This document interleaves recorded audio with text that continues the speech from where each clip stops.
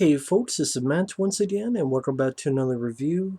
This time it is of Child's Play 3, which I only have in this killer DVD collection pack, which is pretty shitty because it's a flipper disc.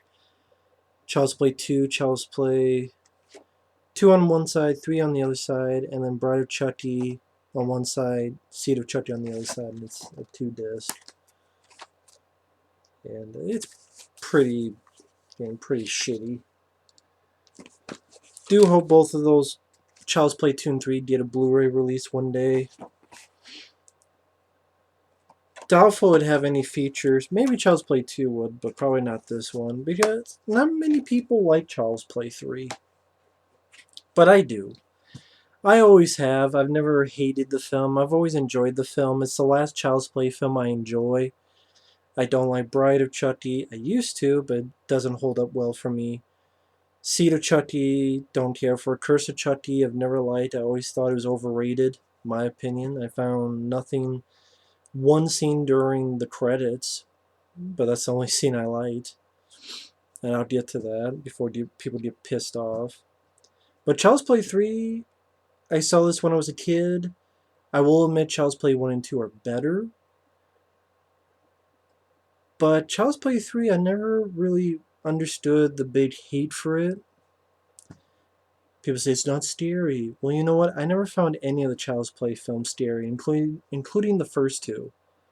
But I found them entertaining, and I think this is entertaining as well.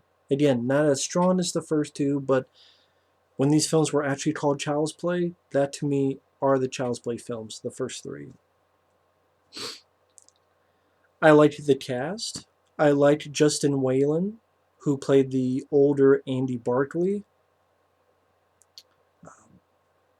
I guess some people did not like him. I don't understand why. I thought he did a good job with the role. I thought he looked like an older version of Andy Barkley. And yeah, I never understood. I thought Justin Whalen did a good job. He did a good job acting wise. He was likable. Didn't hate him. Wasn't annoying. Wasn't irritating. Wasn't wooden. The female Perry Reeves who played Da Silva, I thought she did fine. There's a character called Whitehurst who's sort of a nerdy guy who gets picked on, a little bit cowardly, but he has the most heroic death of any of these Child's Play movies, weirdly enough. Andrew Robinson, who was the bad guy in Dirty Harry, he was in Hellraiser. He plays a very quirky character as a barber. Presto, you're bald. Thought he was fun. The guy who played the asshole military guy who kept hounding Andy Barkley. I forget what the character's name. I'll remember it later.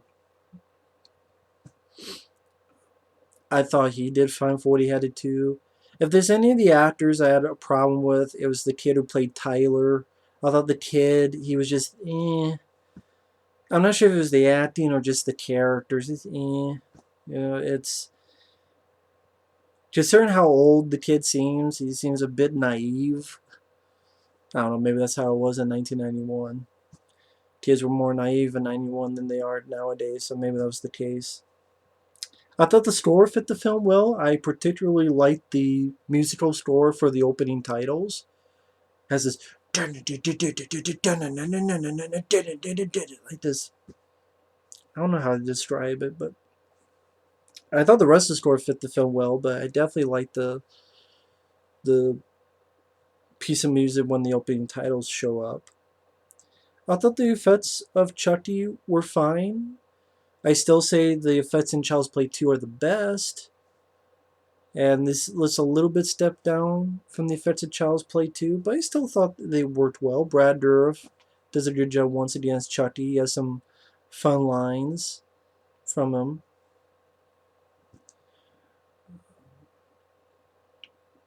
You know, don't fuck with the Chuck, and some other lines. Brad Dourif does a wonderful job once again. I thought the guy who directed it did fine. I liked the idea of taking it into a military academy. I thought that was a nice change of pace. Nice different location. Not too many horror films that take place in a military school. When I say military location, I meant military school. Made it a bit different environment. Unless you talk about a film like wasn't I can't remember too many that took place in a military school. I'm sure there are. I just not thinking of it off the top of my head. I love the ending of the film, taking place in an amusement park or a roller coaster. Granted, the most dangerous fucking roller coaster known to mankind, because you have a Grim Reaper statue theme with his weapon that is an actual weapon because it could cut fucking plastic and cut half of Chucky's face off. So I'm like, fuck, whoever made this roller coaster, if this didn't happen, sooner or later would get sued anyway for endangerment. But it was still fun. The effects when Chucky's face gets cut off, I thought was really cool. And the way Chucky dies was great, with this big fuck off fan just turning him into pieces. Hell lot better than this shit afterward. I mean, Bride of Chucky, he gets killed by the woman who would be in Knocked Up, Katherine Heigl. He gets shot by her.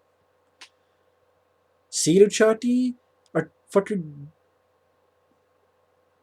karate jumping Glenda trainee bitch kung fu's his ass, or karate chops his ass, I should say, because it's Japanese, made in Japan, and fucking just kills him easily with an axe. Or Curse of Chucky, he doesn't even get a comeuppance. Well, unless you count the mid in the middle of the credits, unless you count that, I guess. But the actual story of the film, no, he gets away with it. So I love some of the ideas in the film. I enjoy the idea of there's going to be these war games with this paintball, and Chucky takes one team. It's like a red team versus a blue team, and red paint, blue paint. He takes the red paint, takes out the paint, and puts in real bullets. So the red team has actual bullets, while the blue team just has paint. Granted, maybe some people thought it'd be more of a massacre, but I'm thinking they probably didn't have the budget for that many dead bodies. And plus, it makes more sense to me that, I mean, if you shoot someone, it's supposed to be paint, but you shot someone and there's a fucking bullet in them, why would people keep shooting? You know what I mean? Wait a minute, what the fuck? So it made sense, and it's the asshole guy that gets shot. So to me, it made more sense. So it didn't bother me as much as other people. Some nice deaths. I mean, Andrew Robinson getting his throat slit. That was a nice one. And check go, presto, you're dead. I like the Andy Barclay character, because this takes place 8 years after the second film. Which, really enough, the second film was 1991. So, well, no, I mean, this was 1991. The second film was 1990. So 8 years later would be 1998, which then, weirdly enough, is when they made Bride of Chucky. So it's weird how that time actually worked out for them. Let's see, trying to think. I never really understood. I mean, I know there was that controversy with kids in the UK saying that they were influenced to kill by this movie, which is a bunch of horse shit, in my opinion. It goes at a fast enough pace for me. It's under 90 minutes. It it, it takes itself a bit seriously, in a way like the first two did, and then Bride and Seed are trying to be outright comedies. But I think this did its serious part better than Curse of Chucky, where you have a fucking 5 minute scene where they look at a bowl of fucking chili or whatever. That's just my opinion. I like Justin Whalen a lot more than Brad Dourif's daughter and Curse of Chucky. She's in a wheelchair and that's it. The death scenes, a bunch of some shit with CGI enhancements. Just I don't know. Out the end of that, I know a lot of people disagree. I really don't care because you're not changing my opinion. I think this film's actually a bit underrated. It is not as strong as the first two because I think that the kid actor for Tyler could get close to annoyance, and if you were annoyed by him, I could understand that. And I think by the third film, you could up the violence, like the gore, a bit more when you get to the third movie. And the effects on Chucky, I think still worked fine, but they're not up to par of the second film. But I even like the way the film opens. The factory from the second film gets reopened, and this blood leaks into this vat. And yeah, I like the opening music and the titles. And I thought this looked cool, or the blood and this body being reformed. And I don't think we're supposed to take that literally as to how Chucky came back. I figure it's figuratively speaking that in reality they just took Chuck and made an actual Chucky, kind of like what you saw in part two. But this was like sort of unless the either way I don't care. It looked cool. Whether it's literally the blood forming into a Chucky doll, or whether it's just being figuratively speaking, don't take it literally. And in real life, they just rebuilt Chucky, and he's the first. They even say he's the first one off the assembly line. So they probably just did the stuff they did at the beginning of part two, but it's like, do you even want to show that again, or have this cool thing where this body's being formed by blood, and then they give a melting effect, but done in reverse. I like that. I thought it looked cool for to open up a movie. And then the CEO guy, which could be the brother of the guy from RoboCop. He's the one who helps open up the good guy dolls again. And they give him the doll, the first one off the assembly line. He gets killed. Chucky makes him trip on marbles, smacks him in the face with a golf club, and that's where he did. Don't fuck with the Chuck. I like that line. Gets some darts to the back and one in the hand, strangles the shit out of him with a yo-yo. I like the line. He says, "Nothing like a strangulation to get the circulation going." And he's going on the computer looking for Andy. Where are you, you little shit? I think Brad Dourif does a good job once again as the voice of Chucky. And this is where you find out it is 8 years later, and Andy's at military school, which made it interesting. I thought Justin Whalen, he had that innocent quality to the Andy Barclay character. And for an older version of him, I thought it worked fine. I was fine that they didn't have Alex Vincent because it's the same character. And we've seen him chase a kid 2 times. I'm fine with it going with an older version of him.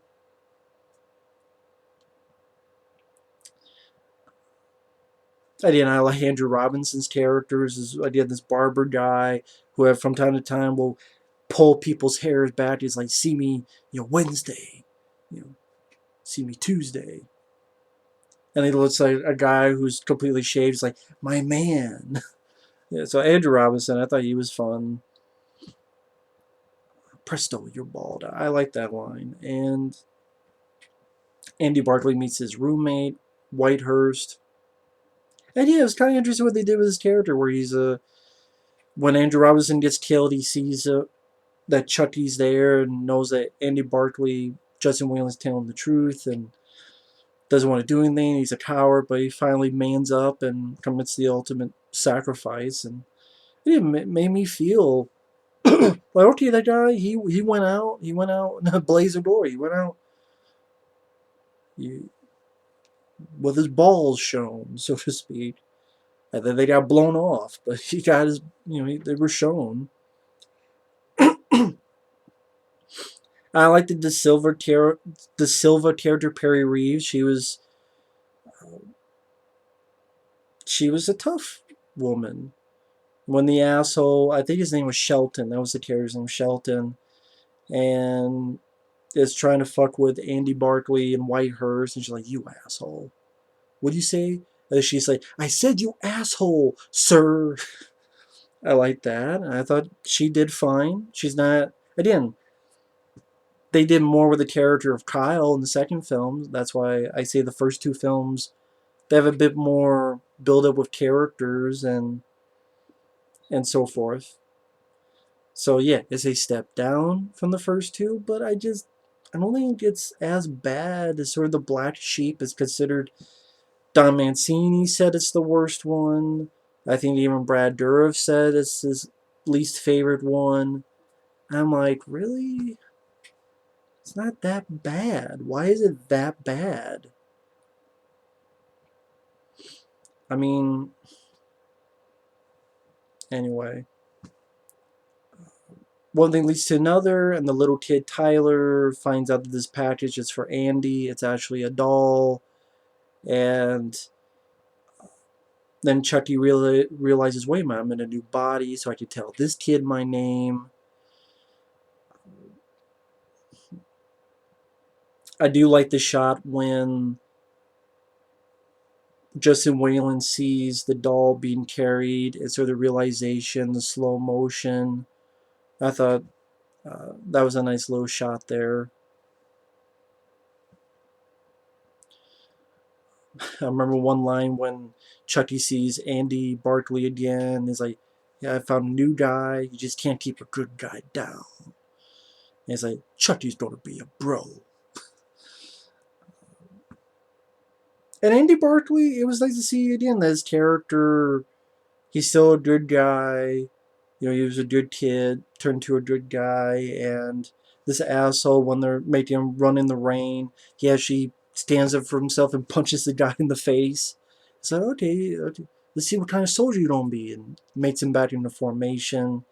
And then it's nice to see the character, wanting to go protect someone now, someone younger than him. Just the kid Tyler could have been done better, and then some other stuff with the script. I think that's the thing is the reason it's not as good as the first two is not only the Tyler character, but there's some things with the script like at the end of the film when they're in the amusement park, the Tyler kid is knocked out and Chucky's doing the incantation that go into the kid's soul. And I swear this goes on for like 5 minutes. I'm like, how long is this fucking incantation? I mean, other films, he would have been in this kid's soul 2 times by now. I'm like, that's some editing that could have been truncated. So I don't know if that's a script thing, but maybe editing thing. But it's like, how long is this fucking incantation that Chucky is reciting? Like, how long is it going to be? Like, you could cut this by half and it would have been a little bit too much. So, like, little things like that. And I think it would have been, again, for a third movie, I think you could build up a bit more of the bloodshed. Like, one guy is in... I actually like this bit from Chucky where Chucky gets thrown in a garbage compactor. And he pretends to be an innocent guy. He's like, please, mister, help. And the poor guy goes back in. Hey, where are you? And he gets crushed. But you don't really see any blood or violence. Which then I call bullshit. Well, why would a kid... Like, really? Child's Play 3? I mean... Like, here, you don't see anything. You see an arm's going to get cut off, but it's just cuts to the guy's face screaming. Then the recruits and Andy Barkley and stuff get there and they see an arm there, but you don't see the bloody socket. You just see an arm by the truck. That's one scene I think you could have used a little bit more, blood, violence, gore, or just intensity a little bit, or something like that.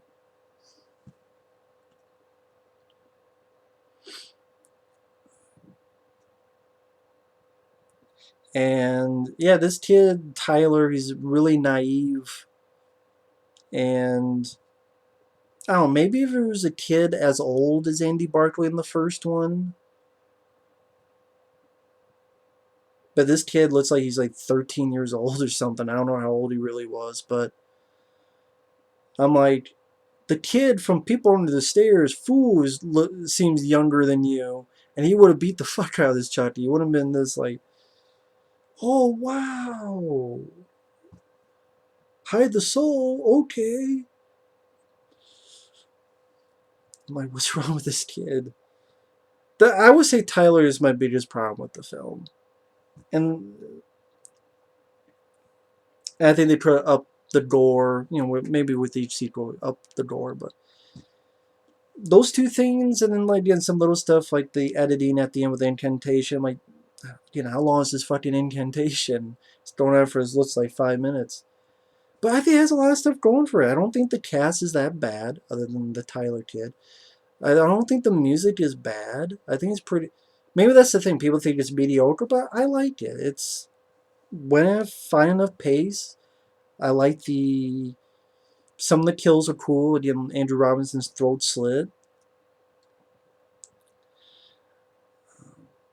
The war games, I thought that was a cool idea. Mix it up for Chucky. I like the scene where he's taking all the bullets, replacing with real bullets, and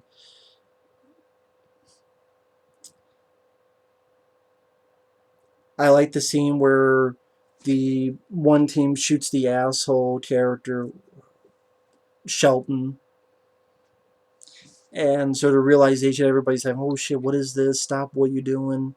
And like everyone's like fighting the other, like what the hell's going on? And Chucky throws a grenade, and the cowardly guy, Whitehurst, he jumps on it and just takes the grenade full force.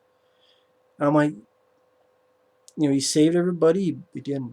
He showed his balls. He got them blown off, but he showed some balls, and I'm like, wow, okay. Not many slasher sequels would do that. And I'm not, I mean, of course, you have films like Elm Street 3 and 4, which, of course, I would put Elm Street 3 and 4 above Child's Play 3, yes. But there's also a lot of, like, Candyman 2, Candyman 3, or fucking Leprechaun, any of them, or bunches of others that would never think of doing stuff like that. And I like the amusement park ending. I like, again, it's the most dangerous fucking roller coaster known to mankind, but I love the look of it. It looks like a roller coaster I'd want to ride. The fog and the things that come out, and the red lighting at times, and these creatures are on wires that the Tyler kid gets on and rides up to this like little volcano or mountain type of thing. And Justin Whalen is dodging these roller coasters so he doesn't get run over, and Chucky's face is cut off. I like that effect. I thought that was a well done special effect. And Justin Whalen, Andy Barkley being able to shoot and blow Chucky's arm off and shoot him in the chest, and then saving Tyler, and Chucky's on him. He cuts Chucky's hands off, just throws his ass right into this big fuck off van, torn to pieces. So yeah, I think it has some good ideas. I like the location. I love the ending at the amusement park.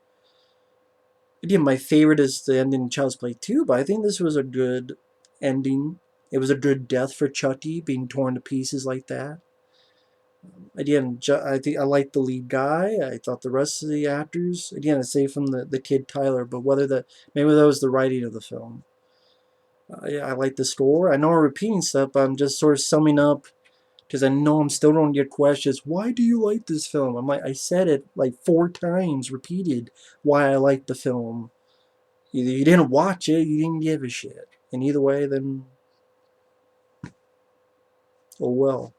I still like the film. I watch it again. I'm not ashamed to admit I like the film. I do think it's a bit underrated.